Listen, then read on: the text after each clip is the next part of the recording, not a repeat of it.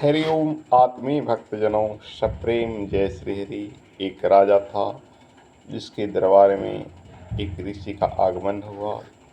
ऋषि के चरणों में राजा झुककर प्रणाम किया और कहा, भगवान मुझे ऐसा आशीर्वाद दीजिए कि मेरा कोई शत्रु न हो।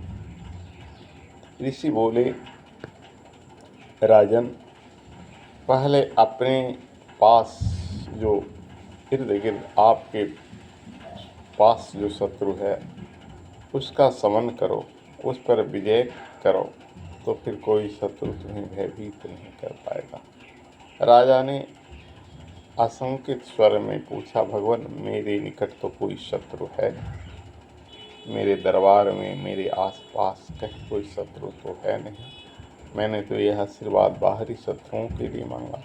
ऋषि हंसते हुए बोले, राजन वो शत्रु तुम्हारे कोई पदाधिकारी नहीं है, बल्कि तुम्हारे मन में बैठे आलस प्रमाद है, काम क्रोध मद है।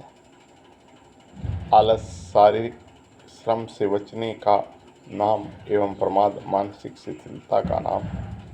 काम सभा में बैठे निठल्लेपन, राजकीय व्यवस्था को न देखना, रास रंग नाच नृत्य में तुम्हारा निमग्न रहना काम है।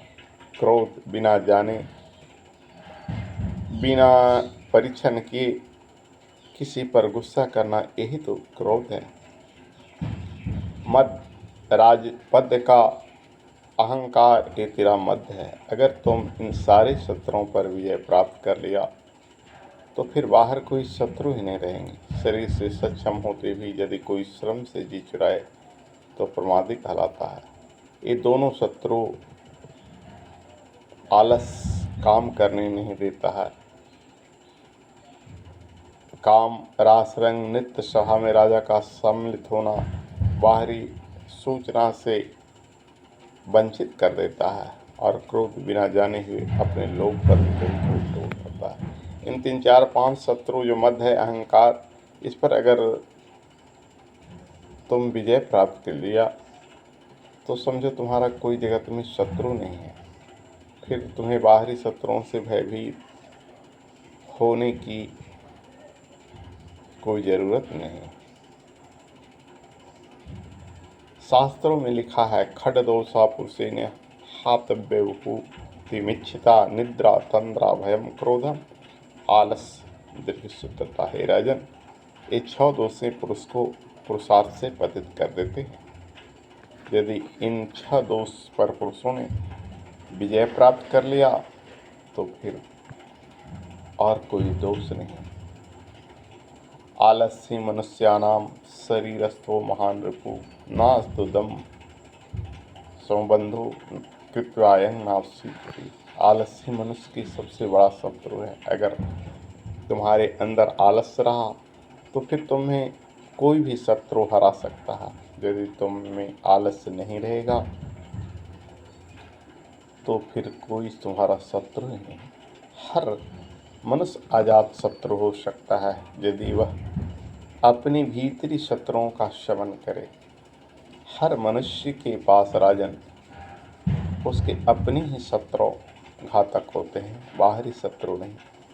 काम क्रोध मद लोभ दम निद्रा तंद्रा भय, इन सब शत्रुओं पर अगर जो आंतरिक शत्रुओं पर विजय प्राप्त कर लेता है, संसार की कोई शत्रु